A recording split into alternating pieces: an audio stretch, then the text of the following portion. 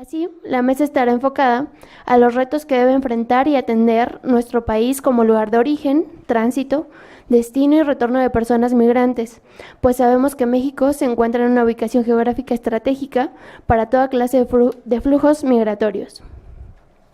Ya en las participaciones que escuchamos esta mañana, pudimos conocer los estándares aplicables en materia de movilidad humana, así como el contexto actual de las personas que se encuentran en esa situación. Entonces, siguiendo con el trabajo que realizan los órganos del sistema, podemos decir que es la Comisión quien ha dado particular seguimiento a la situación de las personas en el contexto de movilidad humana en México a través de sus informes, tanto temáticos como de país. Así, basándome en los dos informes que ya han sido bastante mencionados, específicamente los que se refieren a los derechos de los migrantes y otras personas en el contexto de la movilidad humana en México, de 2013, y el de la situación de derechos humanos en México, de 2015, me parece que la Comisión Interamericana ha identificado muy bien algunos de los retos que enfrenta nuestro país en dicha materia, particularmente cuando se trata de migrantes en situación irregular, y me gustaría señalar algunos en los que no ahondaré para no quitar tiempo a los expertos, pero me gustaría ponerlos como en la mesa y seguramente los expertos tendrán aún más. Para mencionar algunos son la discriminación, criminalización, desplazamiento interno forzoso, acceso a la justicia y en general a sus derechos civiles, políticos, económicos, sociales y culturales, pues son víctimas de robos, extorsiones, secuestro, trata de personas, esclavitud, servidumbre, homicidios, desapariciones y desapariciones forzadas, violencia sexual, tortura o tratos crueles, inhumanos o degradantes, abusos de autoridad, uso excesivo de la fuerza, detenciones ilegales y arbitrarias, falta de asistencia legal y consular, deportaciones sumarias y muchas de estas violaciones a derechos humanos quedan en la impunidad. Todo lo anterior, además, afecta de manera diferenciada a niñas, niños y adolescentes que solos o acompañados recorren las rutas migratorias. Todos estos los planteo como retos, pero no debemos perder de vista nunca que estas son obligaciones del Estado. Es obligación del Estado respetar y garantizar los derechos humanos de todas las personas sin discriminación alguna. Por otra parte, también hay algunos retos que pude identificar de las recomendaciones que hace la Comisión a México en sus informes y también los voy a mencionar muy rápidamente, pero les pediría que los revisen porque de verdad ahí uno puede ver qué tanto avanza México y qué tanto no está avanzando o no está haciendo nada por solucionar la problemática. Algunas son la implementación de políticas públicas, incrementar la seguridad en las zonas de alto riesgo para las personas en el contexto de la movilidad humana, proveer centros de atención al migrante en las rutas migratorias, proveer de autonomía administrativa y operativa a las instituciones encargadas de la protección y atención de los migrantes y la implementación de directrices y capacitación para sus miembros, y esta que a mí me parece muy importante, es como un tema que me ha interesado particularmente, destinar mayores recursos en políticas encaminadas a erradicar la pobreza y la desigualdad, de forma que sirva para prevenir que las personas en condiciones más vulnerables se vean forzadas a migrar. Por todo esto, las experiencias que se expondrán aquí son muy relevantes, ya que nos permitirán conocer cómo se hace frente a estos retos desde diferentes perspectivas y qué nuevos retos se identifican con el ejercicio de su labor del día a día. Entonces, para comenzar, nos acompaña Denise Velázquez Galarza, de la Organización Internacional para las Migraciones, Misión México, que nos podrá hablar desde la mirada de un organismo internacional que da seguimiento a la situación en nuestro país. Para ello la voy a presentar muy rápidamente. Ella realizó estudios de licenciatura en Relaciones Internacionales en el Instituto Tecnológico y de Estudios Superiores de Monterrey. Posteriormente obtuvo el grado de maestría en Estudios Internacionales por parte de la misma institución. Ha trabajado en la academia, el sector público y en organizaciones de la sociedad civil. A lo largo de su trayectoria, ha ofrecido diversas capacitaciones y conferencias en México y otros países en las áreas de migración, género, trata de personas, derechos humanos y derechos de la infancia y adolescencia. Cuenta con algunas publicaciones en las áreas de su especialización. Desde 2011 incursiona en el sistema de Naciones Unidas en México, desempeñándose, entre otros cargos como coordinadora de la Unidad para Trata de Personas, Niñez Migrante y Género de la Organización Internacional para las Migraciones en México. Se ha desempeñado de igual modo como oficial de enlace del Fondo de las Naciones Unidas para la Infancia, UNICEF, en el estado de Oaxaca y como consultora experta de UNICEF en protección y restitución de derechos de niñas, niños y adolescentes. Actualmente se desempeña como coordinadora del programa de programas y oficial de enlace de la Organización Internacional para las Migraciones en México. Muchas gracias por estar aquí, Denise. Sin más, te doy la palabra por 15 minutos para intentar abrir un espacio de preguntas y respuestas.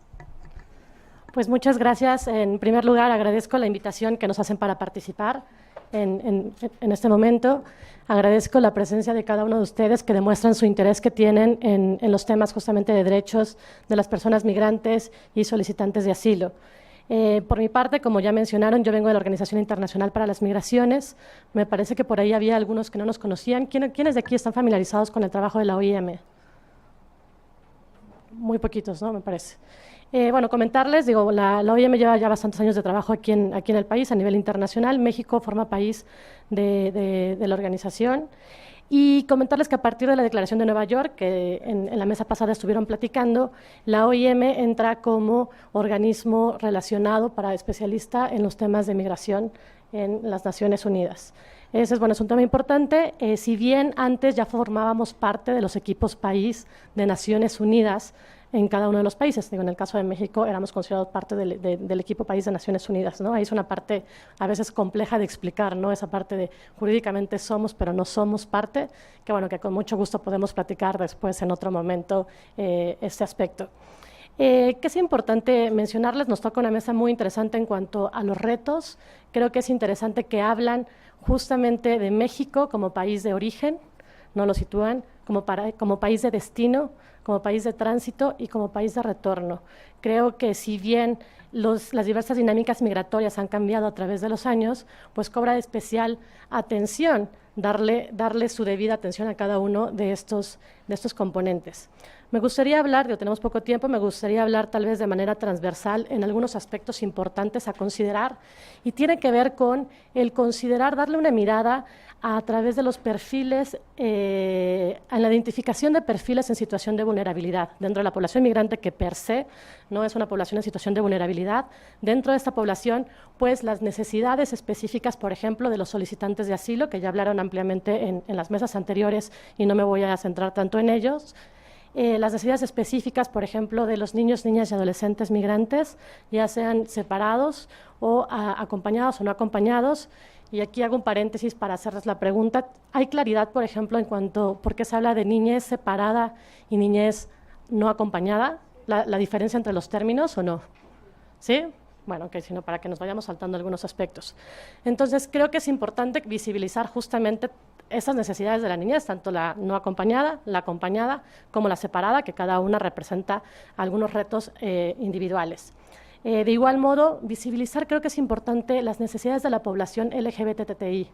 Creo que en muchas ocasiones no están visibilizadas y cuando hablo de visibilizar entre todos los actores, ¿no? Desde el sector también académico, visibilizarlo también desde el sector gubernamental, visibilizarlo desde el sector también de la iniciativa privada, también la participación que tienen.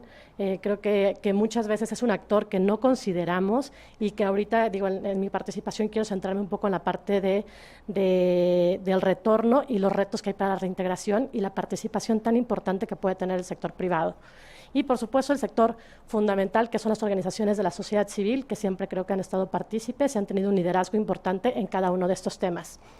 Creo que también es importante, además de la identificación de estos perfiles, pues permitir generar estadística también que nos permita saber a qué nos estamos enfrentando. En el momento, en la ponencia pasada, ya estaban dando algunas estadísticas que nos permite ver también las diferencias, los cambios que hay en las dinámicas migratorias en la región, ¿no? El poder conocer también las razones que hay detrás. Y ese es un dato que poco tenemos en cuanto a la migración en tránsito, ¿no? Evidentemente, las cifras que se tienen a nivel oficial, mucho tiene que ver justamente con la población que ya fue identificada por el Instituto Nacional de Migración y ya está llevando un proceso también administrativo migratorio. Pero el resto de la población no conocemos. Y ahí es una parte muy importante porque esta información, por ejemplo, sí se tiene, hay unos informes que han hecho, por ejemplo, como el de la Red ODEM, que nos manifiestan el número de personas atendidas por esos albergues y casas del migrante, lo cual nos permite ir conociendo los diferentes perfiles, ¿no? Saber de qué edades son, quiénes son, qué perfil tienen, de qué país vienen, qué necesidades específicas tienen. Y dentro de ellas hemos identificado, por ejemplo, necesidades importantes de atención al tema de salud, sobre todo también salud mental. Entonces, creo que un reto que tenemos es, por ejemplo, integrar justamente el enfoque de género de manera real en todas las políticas públicas, en todos los procedimientos, en todas las acciones que tenemos. Otro tiene que ver con el enfoque de derechos de la niñez, ese es un tema fundamental. Y también, bueno, el tema evidentemente intercultural, o sea, muchas veces hablamos y estamos en un contexto de migración, diferentes culturas, pero los procedimientos, los instrumentos, nuestras herramientas no están adecuadas, no cuentan con esta perspectiva justamente de esta mirada intercultural que tendríamos que tener. Y por supuesto decíamos, o sea, no hay adaptación, por ejemplo, se ha trabajado bastante, habría que señalar justamente estos aciertos que ha habido para empezar a adaptar las herramientas, como decían las entrevistas, ¿no? Que hace, por ejemplo, la Comar, pues hablaban hace rato, en muchos de los casos son entrevistas telefónicas cuando deberían ser tal vez presenciales. Si a esto le puedes sumar un factor que tal vez estás haciendo una entrevista desde una perspectiva de un adulto a un niño y una niña, todavía tenemos que adecuar mucho en ese aspecto, ¿no? El cómo también adaptamos nuestros procedimientos a la mirada de los niños, niñas y adolescentes. De manera adicional, creo que es importante también empezar a señalar, como decíamos, empezar a visibilizar los diferentes perfiles. Actualmente, dada la coyuntura con los cambios de la política migratoria en Estados Unidos, se ha posicionado más el tema de retorno de población mexicana, ¿no? La población mexicana deportada. ¿Qué es lo que está pasando? Los números en realidad no han aumentado. Si hacemos una comparativa, por eso decíamos que es importante tener como estadísticas, los números no han aumentado, a pesar de que mediáticamente pareciera que sí, se empieza a hablar de un incremento en la deportación, ¿no? Se ha empezado a hablar mucho del tema. Lo que sí ha pasado, y creo que ahí es donde deberíamos de centrar también la atención, es que ha habido un cambio en el perfil de la población deportada. ¿Y eso qué implicaría? Implica, bueno, el cambio en particular tiene que ver con que están siendo deportadas personas que llevan mayor tiempo viviendo en Estados Unidos. ¿Y esto qué implica? Implica un gran reto para el tema de reintegración. ¿Por qué? Porque es población que muy probablemente migró cuando eran niños, niñas, jóvenes quizá, llevan 20 años viviendo en Estados Unidos, 20, 25 años, 30, llevan toda una vida en Estados Unidos.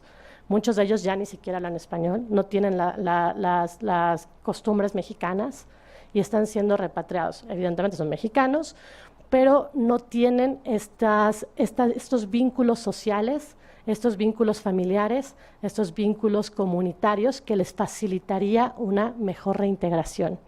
Y creo que ahí ese es un tema que me gustaría, centraré como gran parte de la ponencia como en esa parte. El reto que tenemos en la reintegración de la población mexicana retornada es bastante importante. ¿Qué necesitamos ahí? Pues evidentemente necesitamos la coordinación, ¿no?, de los 3 niveles de gobierno, ¿no?, a nivel federal, de Instituto Nacional de Migración, a través de sus delegaciones estatales en cada uno de los estados, pero va a requerir con una coordinación también interinstitucional, porque estamos hablando generalmente, bueno, tenemos que hablar de la integralidad de los derechos, y evidentemente migración además se encarga de un proceso de recepción, y la parte de la reintegración, recepción es un paso, y luego continúa el tema de la reintegración, en el cual cada una de las instituciones tendrían que tener un rol fundamental, y vemos ahí grandes desafíos. Uno de los desafíos que tenemos, por ejemplo, es la falta de documentación, ¿no? La falta de documentos de identidad. Como decíamos, están siendo repatriados, muchos de ellos no cuentan con su acta de nacimiento, no cuentan con ningún documento de identidad y, como ustedes saben, para realizar cualquier trámite que necesitemos hacer, necesitamos muchas veces, ¿qué es lo que nos piden? El INE, ¿no? Entonces, muchos de ellos no cuentan con el INE, no cuentan con sus actas de nacimiento, lo cual les imposibilita, ¿no?, el tema de la reintegración, el tema de la inclusión. No se pueden bancarizar fácilmente, no se pueden realizar básicamente ninguno de los trámites. Y creo que ese es un desafío.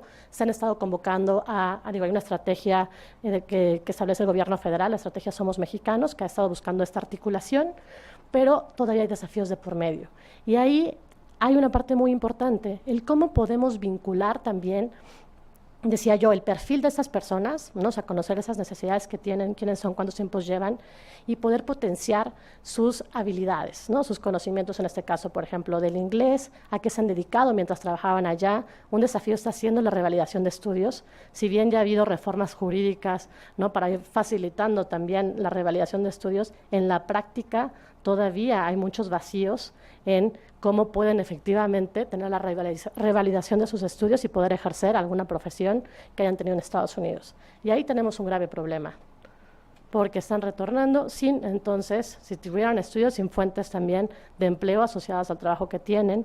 Y la idea es cómo podemos ir empatando la demanda que hay, porque sí hay una demanda también, sí hay una demanda también de personas con cierto perfil, que muchas de esas personas cuentan con ello, y cómo empatamos esta demanda, ¿no? De personas también con ciertas calificaciones, que en ese caso la población retornada sí la tiene, ¿no? En ese sentido, desde la OIM estamos empezando un poco a trabajar en esa parte, en impulsar, en vincular con el sector privado para poder ir facilitando también sus trabajos, con independencia de toda, evidentemente, la respuesta interinstitucional que se tendría que dar para darles esta atención. Me gustaría también centrarme en el tema de la niñez migrante. Hace rato ya más o menos lo mencionaban. Creo que, bueno, estamos hablando un poquito de los mecanismos del sistema interamericano, también quiero hablar un poquito del sistema universal de los derechos humanos. Tenemos, por ejemplo, próximamente, México va a ser sede a finales de este mes de una consulta regional para una recomendación general del Comité de Trabajadores Migratorios y del Comité de Derechos del Niño sobre el tema de la violencia contra la niñez en movimiento.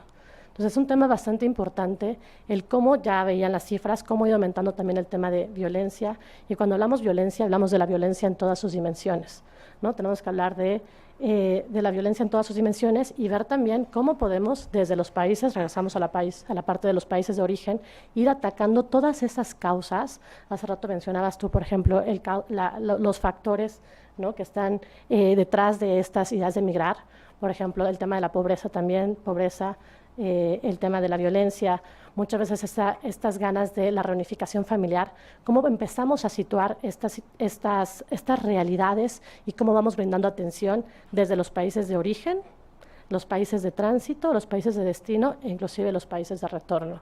Entonces, creo que hablamos en ese sentido de una corresponsabilidad, ¿no? Hace rato creo que se había mencionado un poco la palabra, tenemos que ser corresponsables frente a las personas migrantes y una preocupación, como ya bien señalaban, son todas las violaciones a los derechos humanos, que ya citabas varias de ellas, y una preocupación creciente tiene que ver con la discriminación que se está viviendo también hoy en día, ¿no? La discriminación ha ido en aumento.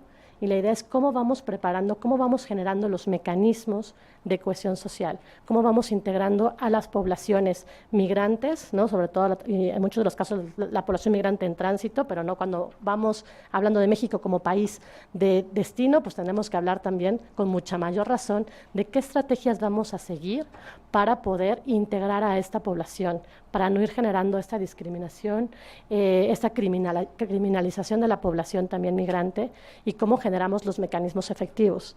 Decía, muchas veces no tomamos en consideración las diferencias culturales, las diferencias también de las lenguas, de las diferentes lenguas, y tenemos que empezar a readaptar también los materiales, la información que estamos brindando, cómo la estamos brindando, y sobre todo cómo estamos haciendo partícipe a la población migrante en los procesos también de consultas, de tomas de decisiones. No se les está garantizando en muchos de los casos también su derecho a la participación.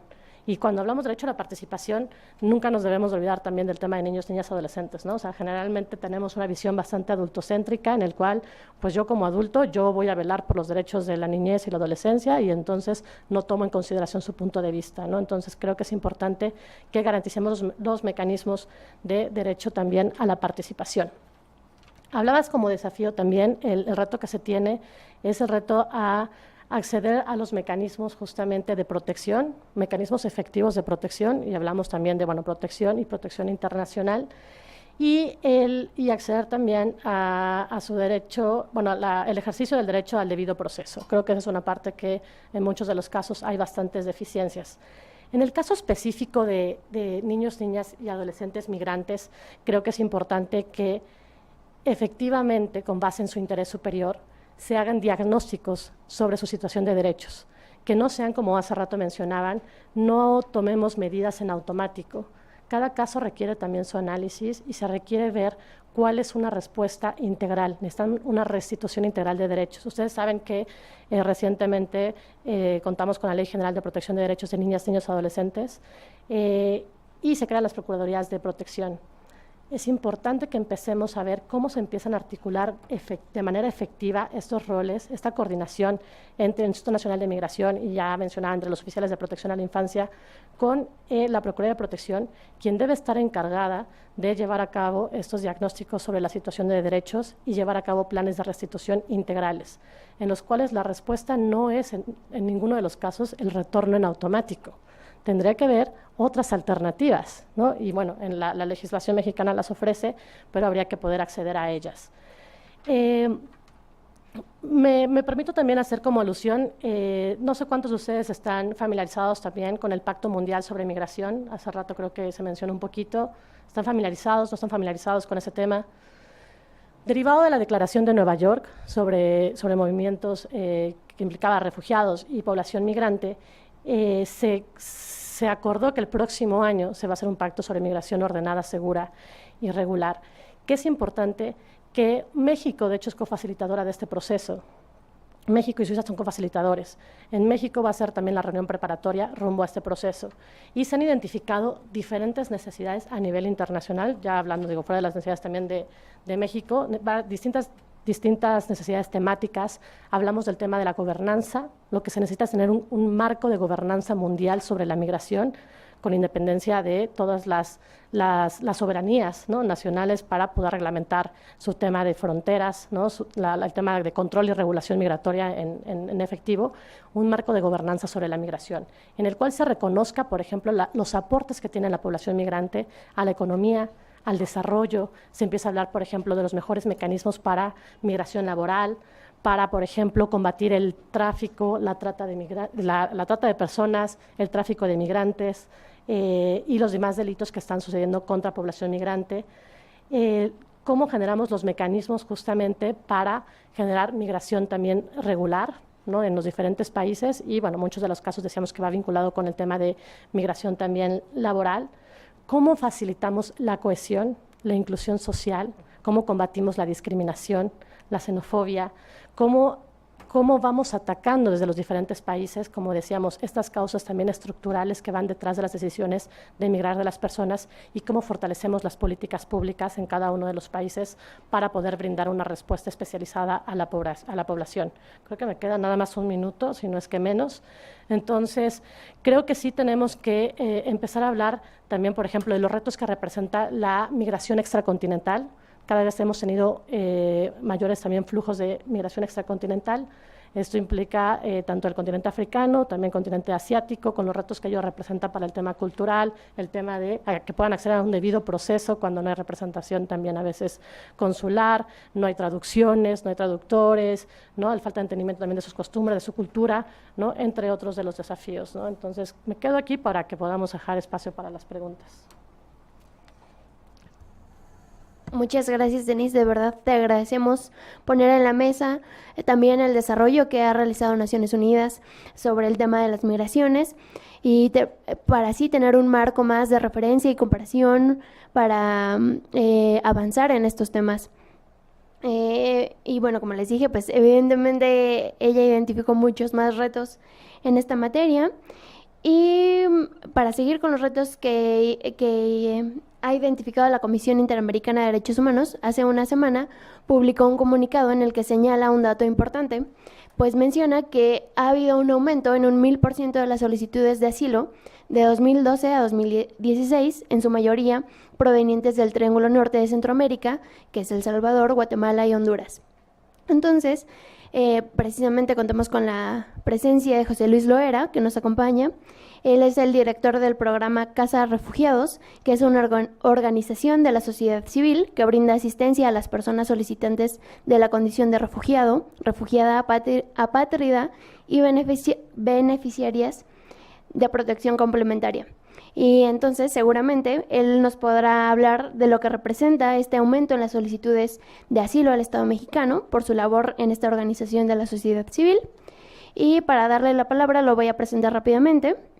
Es licenciado en Psicología por la Universidad Intercontinental de la Ciudad de México y, como ya mencioné, actualmente es director del programa Casa Refugiados y anteriormente fue su coordinador.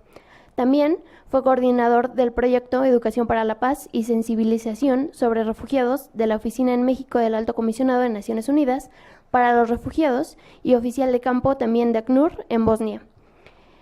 También fue coordinador de proyectos de la Secretaría de Ayuda a Refugiados Guatemaltecos. Sin más, le doy la palabra. Muchas gracias, José Luis, por acompañarnos. Buenas tardes, y venía con mucho miedo. Primero, un miedo era las sillas que parecen de dentista, y otra que, viniendo de una familia donde soy el único que no es abogado, estar entre puros abogados, pero bueno, vamos a ver qué sale de esto. Por ahí nos vamos encontrando ya, es que nos reconocíamos a la entrada. Bueno, quisiera primero compartirles una pregunta que en el contexto de la Segunda Guerra Mundial se hacía una persona que además era escritor y después por la guerra fue refugiado alemán en Estados Unidos, Thomas Mann. Y él se hacía esta pregunta, decía, algo así como: de esta fiesta de la muerte, de esta larga noche que incendia en torno suyo el cielo de esta noche lluviosa, ¿se levantará el amor algún día? Y bueno, desde que terminó la Segunda Guerra Mundial, como nunca antes en la historia de la humanidad, se han acelerado los procesos de generación de conocimiento, de avance tecnológico. Sin embargo, hay preguntas fundamentales que más que nunca están presentes, y es la pregunta de: ¿podemos coexistir siendo diferentes? El tema de el otro, de la diversidad, sigue siendo una pregunta que está en la vida cotidiana. En mi caso en particular, en la ex Yugoslavia, y donde marca un poco lo que hago ahora intentando hacer algo diferente, es políticas como limpieza étnica, ¿no? Cuando la respuesta apunta a que no es posible la convivencia y que es necesario excluir, segregar o exterminar a todos aquellos que puedan ser diferentes por su creencia religiosa, opinión política, orientación sexual, identidad de género, hasta por una bandera de equipo de fútbol. El ser humano puede ser capaz de exterminar a otro, como fue hace unas semanas en el estadio de Boca Juniors, ¿no? Bueno, el hablar de personas desplazadas, refugiados, más allá de un tema de interés académico, más allá, tiene algo que ver, y por eso yo quisiera hacer dos preguntas.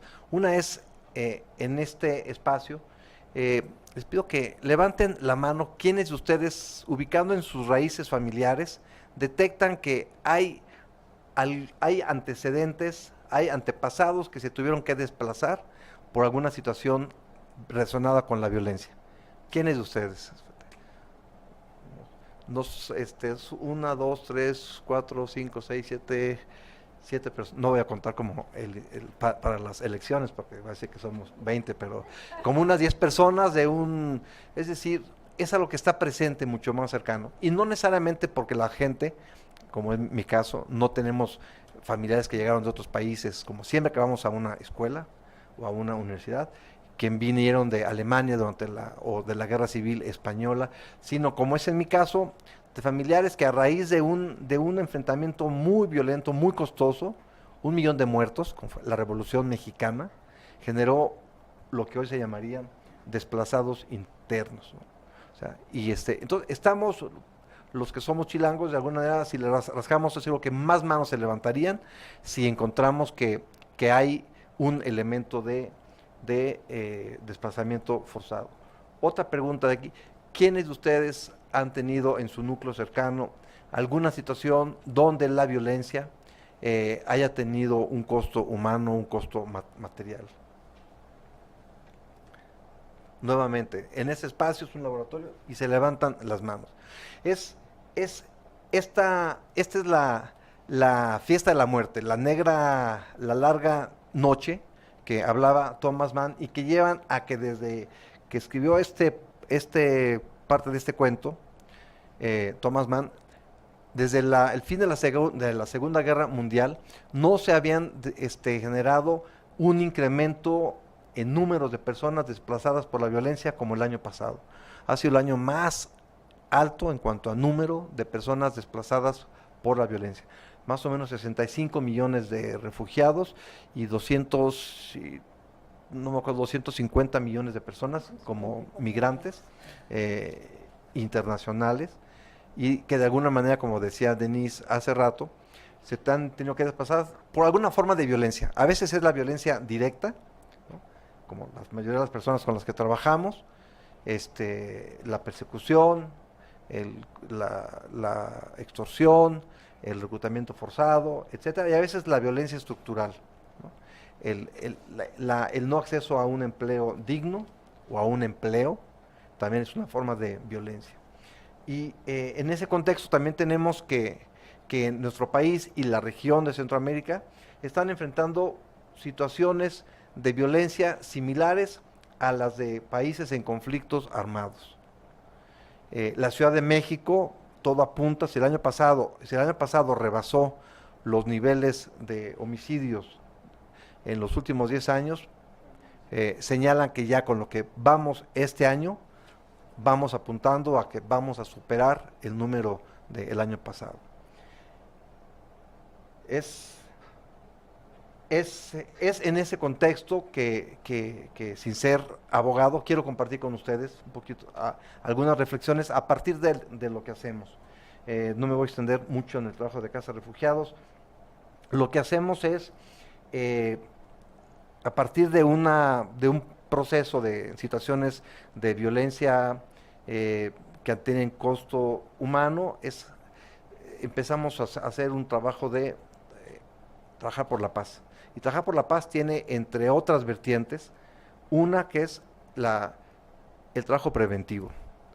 Viendo el costo humano que tiene cada vez más la violencia y la mayor dificultad cada vez de hacer un trabajo humanitario, en mi caso lo pude ver en Bosnia, pedir permiso a los paramilitares, a los militares, a los grupos en el control, grupos criminales, para meter alimento a las personas, para evacuar a los heridos, con qué lógica, con qué argumentos, con todo el avance de los convenios de Ginebra, con qué lógica te involucras en estos nuevos contextos de violencia para tratar de hacer un trabajo humanitario.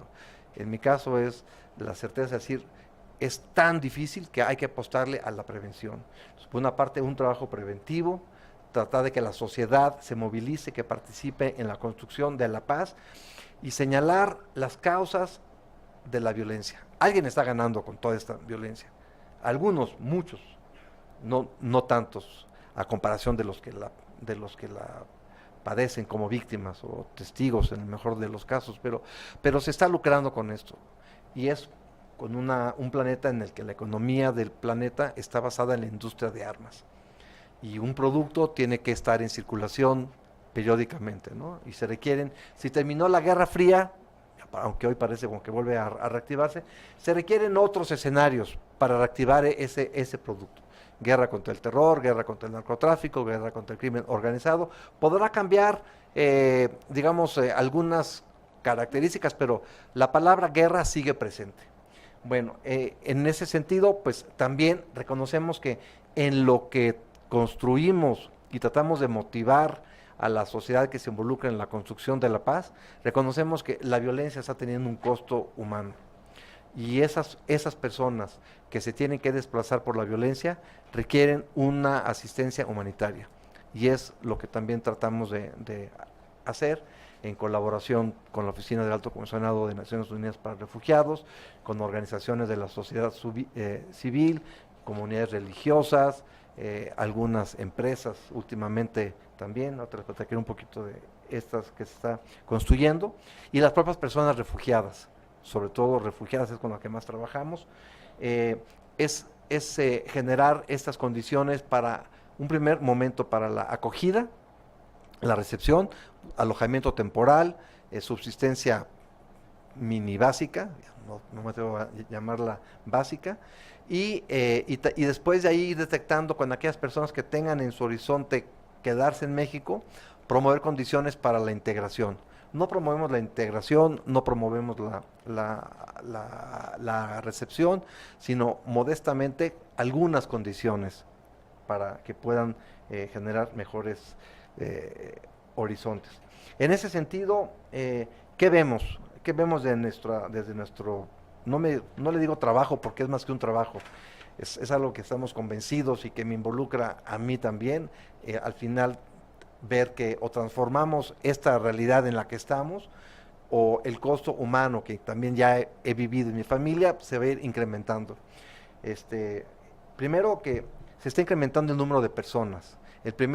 Si bien hacíamos un trabajo sobre todo educativo, hace 2 años el ACNUR, Naciones Unidas para Refugiados, nos propuso hacer el trabajo de asistencia humanitaria, con recursos muy limitados, condiciones muy complejas, pero pues tomamos el reto. Y el primer año atendimos a cerca de 240 personas.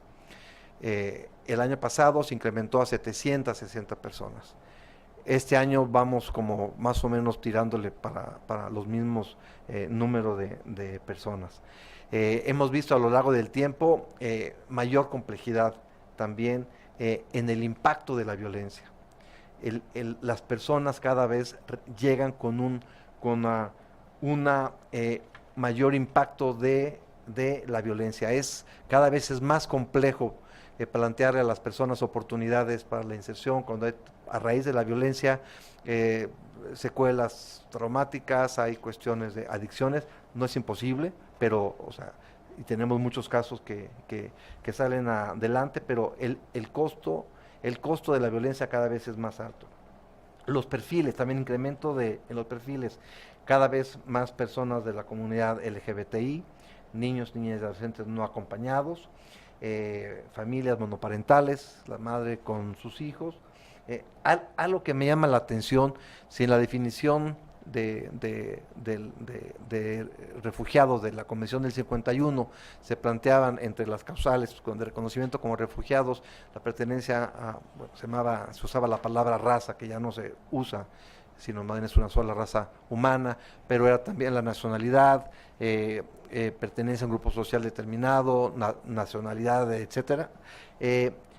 Ahorita es increíble que algunas de las categorías para que pueden ser condición de riesgo para una persona es su ocupación. Si eres transportista, eres muy vulnerable de estar en riesgo de ser reclutado por las redes criminales. Si tienes un comercio, también. Y cuando digo esto, cada vez más lo vemos aquí también en México, ¿no? Tienes un negocio, tienes que vender drogas, y esta persona de mi grupo va a estar aquí en tu restaurante o en tu negocio, etcétera, ¿no? Las ocupaciones, la ocupación viene a ser ahora una condición que pone en riesgo a una persona. Otra cuestión es la criminalización, el aumento de la discriminación y la xenofobia. De ahí algunas cosas que quisiera reflexionar con ustedes de esto es que estamos en una negra noche y una fiesta de la muerte, estamos en una crisis muy compleja. Solo al azar compré hoy este periódico, ¿no? No por eso es todos los días, ¿no? Y es uno de tantos periódicos, ¿no? El Universal, el Reforma tienen sus ediciones más elegantes, pero tienen también sus versiones, el Metro, el Gráfico, y no es en este caso solamente la violencia en lo que me quiero centrar, sino el manejo de la violencia, ¿no? El impacto que tiene, el montaje de un cuerpo, de un cadáver, junto al montaje de una mujer semidesnuda, junto con una frase grotesca, irónica, ¿no? ¿Cuál es la mirada que se nos propone? ¿Cuál es la óptica que se nos propone frente a esta violencia que, según estaba tratando de toda esta realidad que nos está rebasando, tratando de encontrar pistas, y leyendo hace unos días parte de un libro de Zygmunt Bauman, decía, lo único que realmente se está globalizando es la violencia y el miedo, ¿no?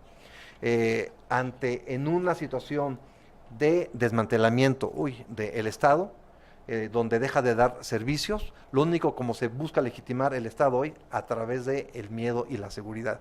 Y esa última conferencia que hubo en Miami sobre el tema de seguridad, si antes nos espantábamos con la palabra militarización, colaboración militar, hoy basta escuchar la palabra prosperidad y seguridad en boca del gobierno del Comando Sur, del gobierno norteamericano, para ponerse a temblar. Bueno, me voy a ir más rápido. Expresamos una crisis en cuanto a entender estos elementos de la violencia, los actores de una violencia política a una violencia criminal.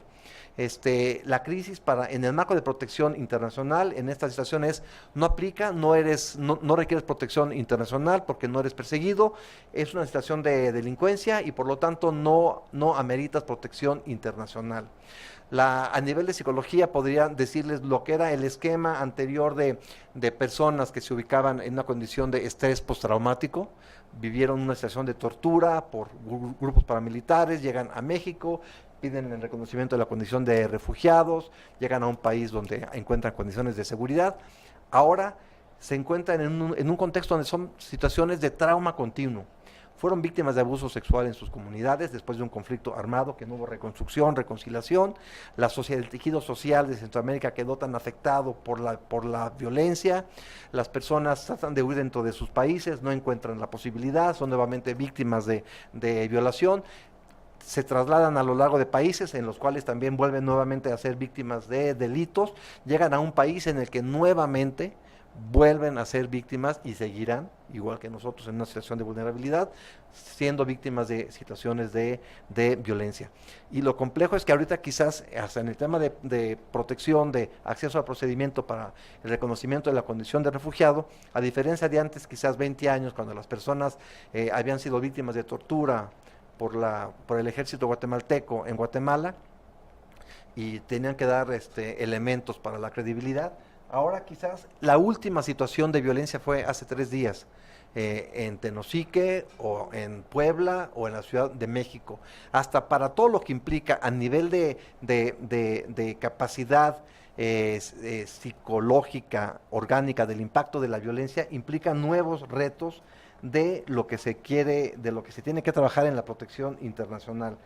Ver que detrás de estos actores de la violencia criminal hay actores políticos y económicos, ¿no? El despojo sigue siendo el objetivo y la violencia la manera para apropiarse de los bienes, las comunidades, de las personas que están llegando. La dificultad, ya se ha mencionado, para acceder a la protección internacional. Y muchas de las situaciones, hace poquito al hacer la pregunta a algunas personas refugiadas que llegaron hace 20 años, por ahí 15 años a México, les decía, si tú llegaras hoy día a México, ¿te quedabas en México o continuabas hacia Estados Unidos? Y después de 20 años de estar en México, decían, si yo estuviera llegando ahora, me iba. Porque cuando llegué hace 20 años había una gran diferencia en el tema de seguridad de México con El Salvador. Hoy está matizado, no está igual, pero va para eso y tengo miedo ya, ¿no? Es decir, es uno de los retos. Ante esto,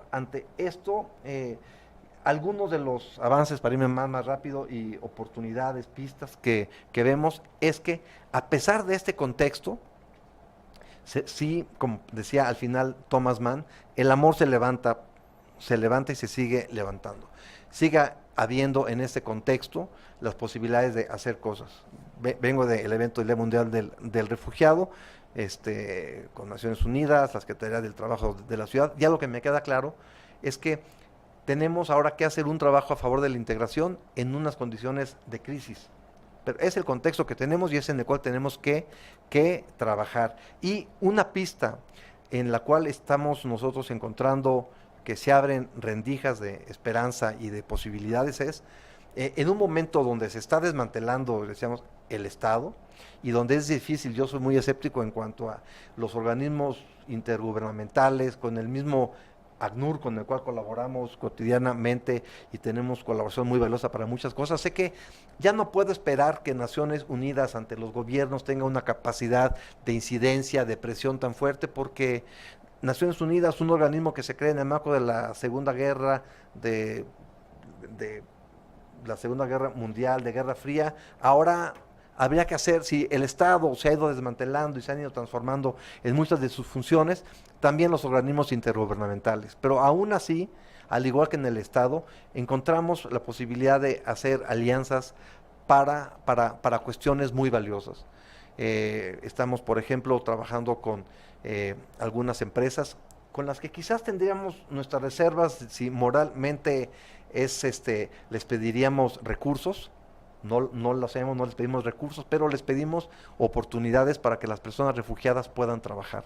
Y una pista es ponerle en el mismo, en un contexto de criminalización, es decir, ¿por qué vamos a apoyar a refugiados o a migrantes si hay tantos mexicanos en situación de calle, indígenas, mexicanos deportados? Algo importante que nos está dando una pista es decir, esto tenemos que enmarcarlo en este contexto de crisis, un trabajo por la paz. Es en un trabajo por la paz y de reconstrucción y de encontrar nuevos pactos. Y pues bueno, en ese sentido, la posibilidad de cambiar reglas de operación, de políticas públicas, se están haciendo algunas cosas. Por ejemplo, el permitir que las personas refugiadas puedan acceder a becas de desempleo en lo que se capacita, cambiar las reglas de operación para que su documento migratorio sea reconocido, que es una de las grandes dificultades, el reconocimiento a los documentos, el tener, por ejemplo, también ahora van a empezar con el tema de certificación de competencias laborales, por ejemplo, y que compañías, les decía, como Uber, como Alsea, empiecen a plantear oportunidades y decir, son personas que se han tenido que desplazar, que están en riesgo social por desplazamiento por violencia. Y en esa identidad de personas en riesgo social por desplazamiento por violencia, se beneficia y se trabaja en conjunto para impactar a mexicanos desplazados por la violencia, desplazados internos, mexicanos deportados, que muchos no van a poder regresar a sus comunidades porque salieron huyendo de la violencia y tienen que encontrar una forma. Hace rato se hablaba de la reinserción, pero en muchos casos me queda claro que es inserción. Nos han llegado personas que son a veces como el más extranjero de los extranjeros, fueron a los 3 años, no tienen redes, no tienen ningún vínculo, en fin, son nuevos retos que desde la academia también se tienen que ir trabajando, y en ese sentido también con la Escuela de Trabajo Social, por ejemplo, estamos también trabajando para entender. Y ellos nos decían lo mismo, los modelos de los que teníamos los referentes para diagnosticar, para hacer programas de intervención social, ya no funcionan ante este nivel de violencia, nos ha rebasado. Tenemos que repensar qué hacer, una reformulación de toda nuestra perspectiva, y en ese sentido estamos construyendo, ¿no?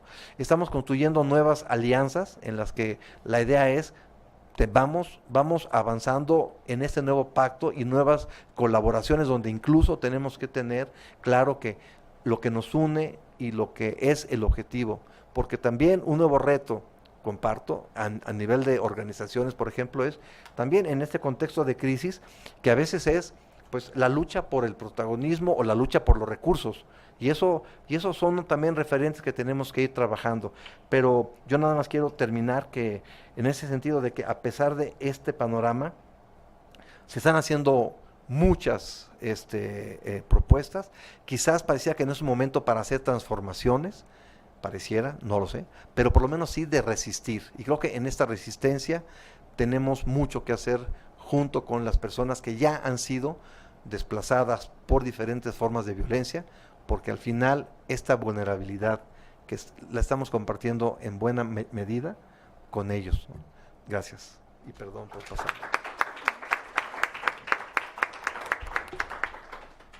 Muchas gracias, José Luis, por su intervención. De verdad, algo que ha salido a lo largo de esta jornada es la situación de violencia por la que como una de las causas por las que las personas se ven forzadas a salir de sus lugares de origen, y con su exposición también nos recuerda que las rutas migratorias convergen con las rutas del tráfico de armas y de drogas, lo cual añade un factor más a este de por sí complejo fenómeno de la movilidad humana, y las violaciones a sus derechos humanos, también por los intereses que están en juego y múltiples factores más.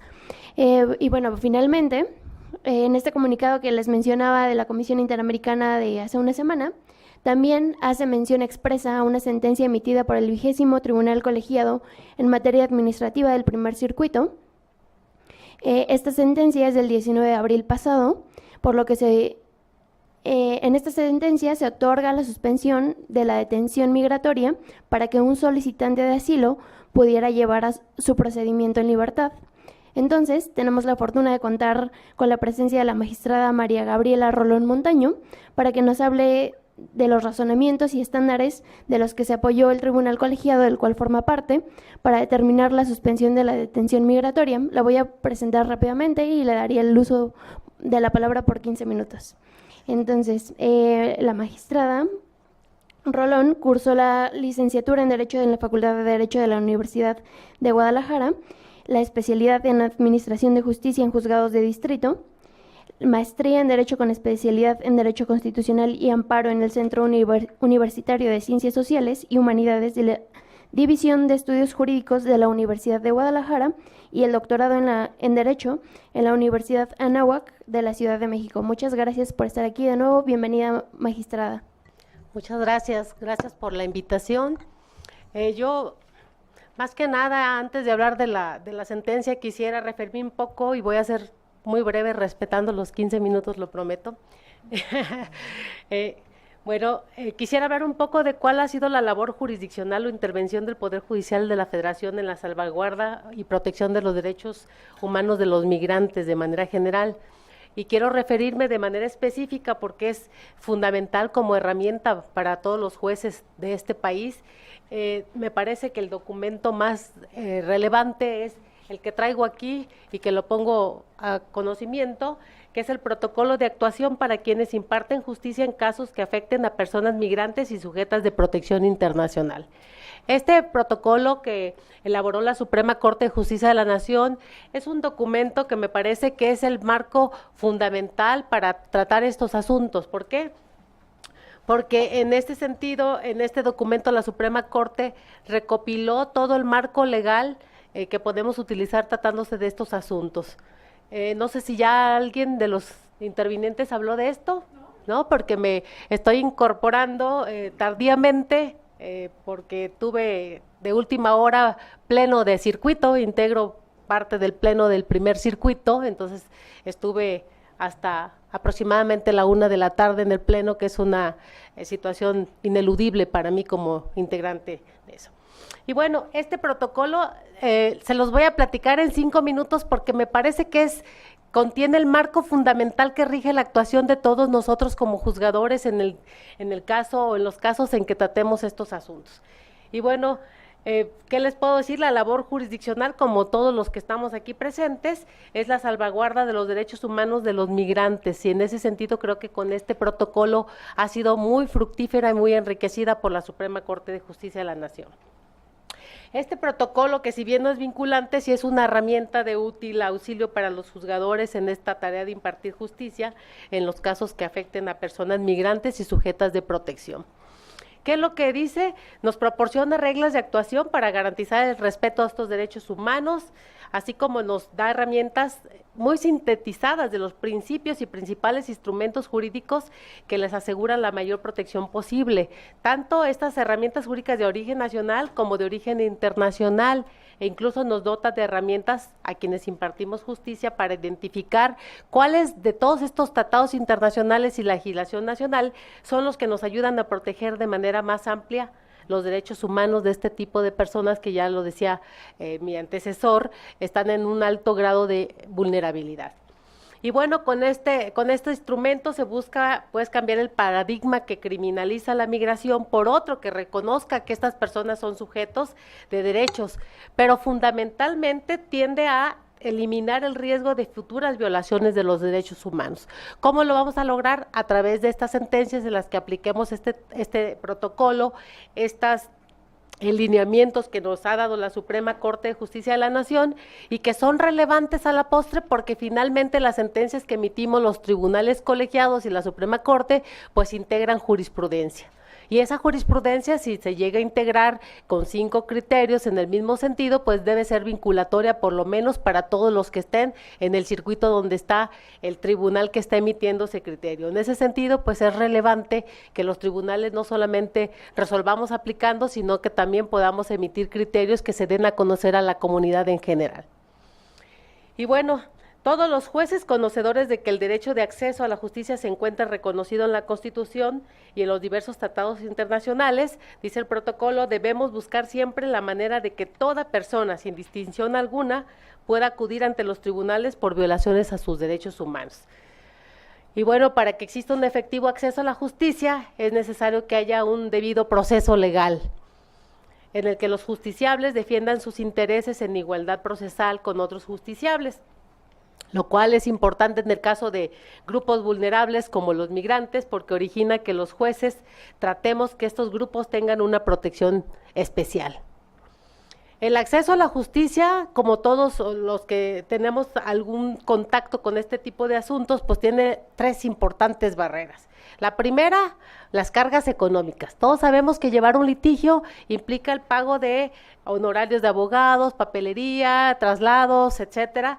Y bueno, en ese sentido, hace este costo oneroso de los litigios, que es la regla general, hace que los migrantes tengan difícilmente un efectivo acceso a la justicia. Por eso, pues tenemos que hacer uso de las herramientas que tenemos, como las organizaciones que se dedican a este tipo de defensa de asuntos, las defensorías públicas, los asesores públicos que forman parte del Poder Judicial de la Federación y que su asesoría es gratuita en estos casos. Bueno, el tiempo que llevan los litigios, en muchos casos los migrantes prefieren no denunciar. Hemos visto algunos casos en los que los migrantes son sujetos de extorsiones, de detenciones ilegales, vienen de los Estados Unidos y les quitan el poco dinero que traen para sus familias, sin que ellos normalmente denuncien, porque es ir ante el Ministerio Público, ratificar, comparecer cuantas veces se les cita, y en el caso de los migrantes que van de tránsito y que van hacia su país de origen y que utilizan nuestro país, pues también sucede con cierta frecuencia, de manera que el tiempo que les implica esto da lugar a que prefieran no ser sujetos o no denunciar, y por tanto pues prefieren dejar en la absoluta, en el oscurantismo, digamos, o sin darse a conocer este tipo de situaciones. Y bueno, el tercer tema son los aspectos culturales. Las personas migrantes en general no conocen sus derechos ni entienden en muchas ocasiones el idioma. Además, desconfían del sistema de justicia. Si nosotros, los que no somos, los que sabemos leer y escribir, y los propios abogados a veces desconfiamos del sistema de justicia porque no tenemos credibilidad en los jueces, en la mayoría de los casos, ¿por qué no decirle? Yo aprovecho este foro para decirles que esto se debe en gran parte a que los medios de comunicación siempre dan a conocer lo que los jueces hacemos mal, pero pocas veces se dan a conocer las sentencias que resultan relevantes para la protección de los derechos humanos.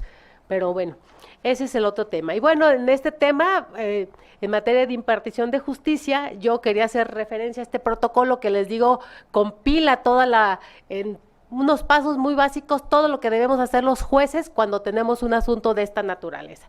Bueno, vamos a verificar que en los procedimientos de los migrantes se garanticen los derechos a la información, que se le dé a saber exactamente qué es lo que está sucediendo con su situación, a la asistencia legal, a la defensa pública en caso de que no tuviera acceso a un defensor, el derecho a una intérprete o a una traductora en los casos de que esta persona no conozca el idioma. Nosotros normalmente vinculamos a los migrantes en la mayoría de los casos con los que vienen de los Estados Unidos de Norteamérica o los sudamericanos o los centroamericanos. Sin embargo, acabamos de ver el caso que, sin prejuzgar sobre lo que ocurrió, el caso Cancún de un migrante ruso, ¿no?, que seguramente para él, y viéndolo bajo otra perspectiva, no voy a despertar polémica sobre este tema porque desconozco el caso específico y las condiciones en las que se dio. Lo que sí sé es que seguramente no hablaba perfectamente el español, de que hacía que tuviera había falta de comunicación con los que vivían cerca de su lugar en donde estaba desempeñándose. Además, hay una diferencia cultural. Si ustedes platican con un español simplemente que habla el mismo idioma, los españoles podemos pensar que son muy altaneros, porque ellos no te piden por favor. Y a mí me ha tocado que los mexicanos ya lo dicen, mande usted, o sea, porque están acostumbrados a que siempre han sido objeto de sometimiento por parte ya culturalmente, ¿no? Y ellos le dices, oye, fulanito, ¿no? ¿Qué se te ofrece? ¿En qué te puedo ayudar? ¿No? Entonces, esos temas culturales también son relevantes tratándose de personas migratorias. Por eso es importante informarles exactamente cómo está su situación, darles el derecho a la asistencia cultural siempre y cuando lo quiera, porque si estamos hablando de una persona que está pidiendo asilo porque está siendo objeto de una persecución política, pues obviamente quizás no sea conveniente que le demos aviso al consulado, ¿no? A la representación diplomática, pues le va a salir más caro el caldo que las albóndigas, ¿no? O ponerlo a disposición en custodia de su propia estación migratoria. Entonces, bueno, vamos a darle la asistencia cultural, dice la Suprema Corte en ese documento, que es una garantía mínima. Identificar, los jueces tenemos la obligación de identificar adecuadamente a las personas en situación de vulnerabilidad, de manera que cualquier autoridad, sobre todo las jurisdiccionales, estamos obligados a dar aviso a la Secretaría de Gobernación de que una persona desea solicitar el reconocimiento de la calidad de refugiado para que se actúe en consecuencia.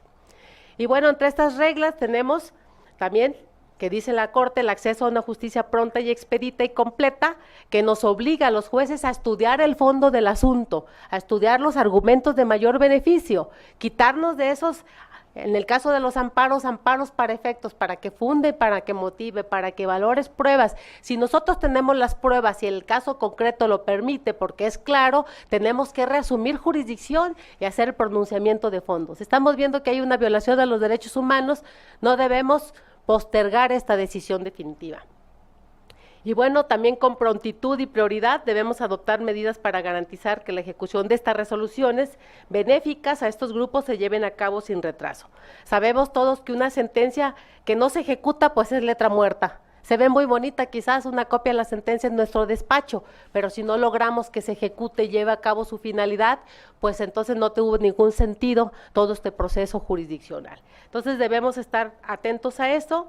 Claro, en este tipo de procedimientos, cuando tengamos una interacción con la parte quejosa, debemos de usar un lenguaje claro y accesible, evitando el uso de expresiones que pudieran parecer intimidatorias, ¿no? De por sí las personas que vienen de otros países, que están detenidos o que saben que entraron ilegalmente, pues están en una situación de zozobra. Si se ven inmiscuidos en la imputación de algún delito, pues están en una situación todavía de mayor vulnerabilidad. Entonces debemos de tratar de hablarles de manera clara, pero pausada, sin hacer ninguna situación que los ponga en vulnerabilidad o los intimide, ¿no? En cuanto al lugar, tiempo y forma de comparecencia, pues la Corte ha dicho que debemos de tratar los jueces de que estén en un lugar cómodo y seguro, acompañados de su representante o persona de su confianza. Si fuera necesario un psicólogo, un traductor, debemos allegarnos de ese psicólogo, de un traductor o de un intérprete. Y bueno, en las sentencias además debemos utilizar un lenguaje comprensible, tomando en cuenta la edad, la madurez, el nivel educativo. Yo en este sentido diría que los jueces ya debemos de prescindir en estos casos de las locuciones latinas, que son muy dados en las sentencias a usar locuciones latinas. Las personas que están en este estatus generalmente pues no dominan ese tipo de expresiones, ¿no? Y bueno, la protección a la intimidad y la confidencialidad. Aquí nos han recomendado que no se publiquen los datos personales si no lo desean o no lo autoriza, que no se tomen fotografías o videos si estas pudieran afectar la dignidad, la situación emocional o la seguridad. En ese sentido, ustedes han visto cómo los medios de comunicación sacan a la persona que apenas está siendo sujeta a un proceso penal, que no se le ha considerado culpable y sin embargo ya salió en todos los medios de comunicación, con lo que prácticamente toda la población está prejuzgando que es culpable cuando todavía no se ha concluido con una sentencia que haya causado estado y que haya definido esa situación. En los casos de las personas en esta situación de vulnerabilidad es mucho más relevante porque por la misma situación pues son objeto de discriminación además por muchas otras personas. Y bueno, el cumplimiento del debido proceso es importante el auxilio del traductor, el sistema, la identificación de estas personas solicitantes de asilo, ¿sí? Y verificar sobre todo el juzgador la reparación del daño. En caso de que encuentre que hubo una violación a los derechos humanos, creo que debe pronunciarse expresamente sobre esta forma de reparación, de acuerdo con los criterios que ya están establecidos por los estándares internacionales, por la ley de víctimas, entre otras muchas legislaciones domésticas que tenemos. Y bueno, el cumplimiento de las medidas cautelares es importante. Ya lo decía aquí la persona que me presentó, me parece que es importante el uso de las medidas cautelares porque estas, sobre todo en el juicio de amparo, como todas las medidas cautelares, tienden a evitar perjuicios de difícil o incluso de imposible reparación. Cuando tenemos un asunto de esta naturaleza, creo que los jueces debemos de tener más. Yo siempre he dicho, y a lo mejor no van a estar de acuerdo muchos, que no es suficiente con conocer las leyes para ser un buen juzgador. Se necesita tener sensibilidad para analizar los casos concretos que se nos someten a consideración. Eso me parece que es un punto esencial para resolver estos asuntos. A veces, y lo digo porque yo antes de ser juzgador en materia administrativa estuve en un juzgado de distrito penal y entonces eso te permite tener esa sensibilidad y que creo que todos los juzgadores lo tenemos que tener, sensibilidad, pero además valentía. Yo lo quiero decir, nos tocan asuntos complicados, no solamente pensemos en este caso que es, en este caso específico del que comentábamos, que es un migrante que está en México, y ahorita voy a platicar porque prometí respetar los 15 minutos, sin embargo pensemos en algo, me viene a la mente el caso que me plantearon hace muchos años, es un ciudadano de nacionalidad china, lo detiene sujeto a un proceso penal, el juez tiene 48 horas para tomarle la declaración, no tenía conforme el sistema procesal anterior, no se logra conseguir un traductor porque ustedes saben que hay como 80, digamos, lenguas en China y esta persona no hablaba mandarín, hablaba alguna, prácticamente estaba involucrado en delitos contra la salud a gran escala y entonces decimos, bueno, ¿qué vamos a hacer con esto? Es una persona finalmente que es extranjera, que está en un país que no conoce, no vamos a prejuzgar sobre lo que suceda, pero debe de entrar la sensibilidad del juez para analizar esto. ¿Qué debemos hacer en esos casos? ¿Podemos prejuzgar que está involucrado, que porque tiene fama pública lo vamos a juzgar anticipadamente o le vamos a respetar todo el debido proceso legal como cualquier otra persona con la valentía y la sensibilidad que debe caracterizar a cualquier juzgador? A mí me preguntan, oye, ¿has resuelto santos? ¿Te dan miedo? La verdad sí he tenido miedo, muchas veces he tenido miedo. Sin embargo, digo, bueno, pues ese es el trabajo que tenemos nosotros. Si vamos a tener miedo los jueces, pues mejor yo me voy a mi casa y busco quien me mantenga, ¿no? O, pues no sé, me dedico a vender tortas ahogadas que me salen muy buenas. Sin embargo, creo que si estamos en esto debemos asumir con la responsabilidad con la que protestamos al aceptar el cargo, con esa sensibilidad y con esa responsabilidad. Me parece que es un tema importante, sobre todo en el caso de las medidas cautelares, que tratamos de evitar perjuicios de imposible o de difícil reparación. Y bueno, otro tema importantísimo es la especialización de los juzgadores que atienden estos casos. Deben conocer las herramientas jurídicas en la materia. En este sentido, yo creo que el Poder Judicial de la Federación ha venido trabajando a raíz del caso Radilla Pacheco, se nos ha citado de manera general a todos los jueces, por lo menos a los del Poder Judicial de la Federación y creo que también a los jueces locales, a cursos de capacitación en materia de derechos humanos, a que cambiemos el paradigma del estricto derecho que veníamos tomando, a que tratemos de conocer estos tratados internacionales, estas herramientas para que podamos resolver con todo un panorama legal que nos permita, de entre ese cúmulo de normas jurídicas, escoger la que le vaya a proporcionar el mayor beneficio al particular. Y bueno, en estas reglas específicas de actuación que nos dice el protocolo, nos habla de la excepcionalidad de la detención. Al estar despenalizada actualmente la irregularidad en el ingreso migratorio y ser considerada solamente una falta administrativa, la privación de la libertad personal, cualquiera que sea su forma de denominación, alojamiento, aseguramiento, detención, etcétera, tiene que ser excepcional y proporcional al objeto que se busca proteger. Solo se justifica por motivos excepcionales.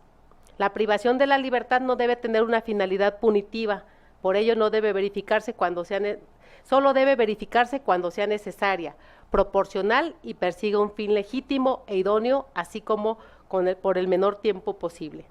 También debemos verificar en este caso de detenciones las condiciones de la detención.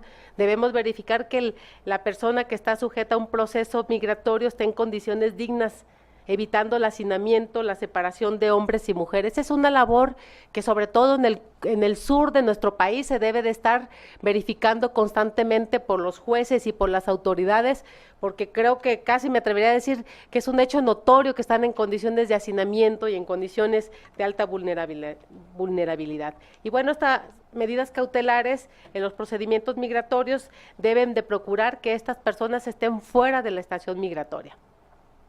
Para ese efecto, yo creo que debemos de tomar en cuenta las jurisprudencias en las que se ha establecido que cuando el acto reclamado es la deportación, la Suprema Corte ya estableció en jurisprudencia obligatoria para todos los tribunales que procede la suspensión de oficio. Y bueno, también la suspensión contra la privación ilegal de la libertad debe ser para el efecto de que la persona quede en libertad provisional mediante las medidas de aseguramiento.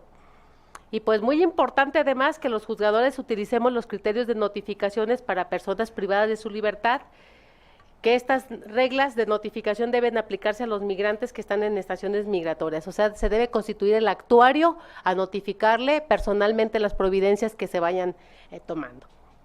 Y bueno, aquí yo creo además, no sé si me estoy pasando del tiempo, además creo que los impartidores de justicia hemos venido aplicando las técnicas de interpretación y de integración de las normas jurídicas para resolver este tipo de casos, me parece que son de gran utilidad.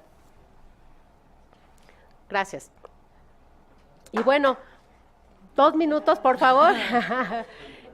Yo nada más concluyo con 2 asuntos, ya que me dijeron que tenía que hablar del caso. Es un asunto que no voy a abundar mucho, es un asunto de una persona salvadoreña que resolvió el colegiado y en el que yo fui ponente. Es una persona que tenía más de casi 2 años detenido en una estación migratoria, solicitó la calidad, sujeto a un procedimiento, se le negó la solicitud de reconocimiento de la condición de refugiado, interpuso un recurso, se repuso el procedimiento, solicitó le fuera expedida la tarjeta de visitante por razones humanitarias y bueno, finalmente se le negó la expedición del oficio de salida en la estación migratoria, promovió juicio de amparo, el juzgado de distrito él pide la suspensión del acto reclamado para que se le ponga en libertad y se le permita continuar en libertad el proceso de migración. El juzgado de distrito le dice que está en la figura de la custodia y concede la suspensión para que se le ponga en custodia ante el consulado de su país. Esta persona viene diciendo que temía por su libertad personal y por su vida. Entonces se interpone un recurso de revisión del que corresponde al colegiado del que formo parte resolver, y en este sentido, justamente, entre otras cuestiones de tratados internacionales, nos basamos en este protocolo, que por eso me parecía importante hacérselos o comunicárselos. La ley establece que este tipo de procedimientos se debe emitir una resolución dentro de los 45 días hábiles. No obstante, esta persona tenía prácticamente 2 años en alojamiento temporal en la estación migratoria. Y bueno, con base en esta resolución nosotros concedimos la suspensión para que fuera puesto en libertad.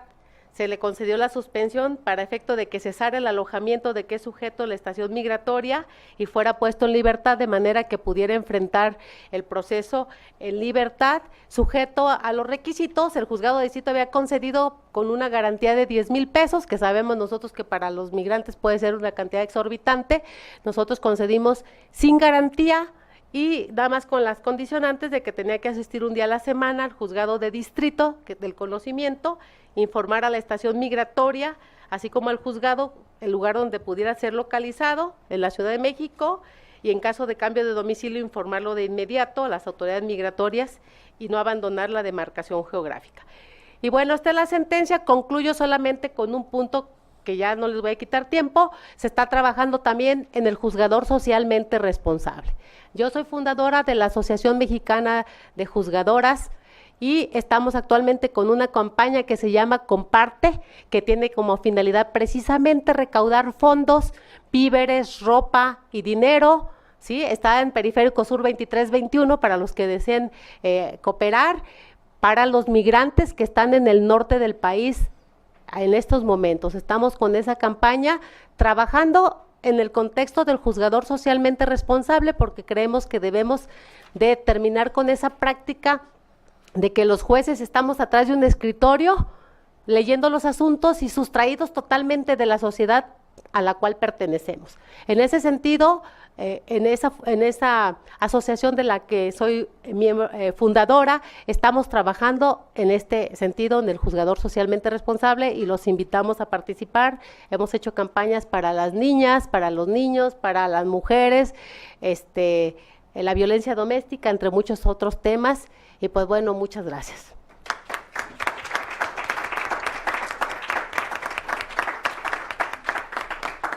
Le agradecemos mucho su participación, magistrada. De verdad es muy importante conocer qué está haciendo el Poder Judicial, ya que es a veces el único medio por los que los migrantes, las personas en contexto de movilidad humana pueden intentar exigir sus derechos. Esperemos que cada vez más el Poder Judicial y en general todas las autoridades se apropien de los estándares y no permitan más injusticias. Ninguno de nosotros, las autoridades, pero ninguno de nosotros, y que entendamos aún más el tema.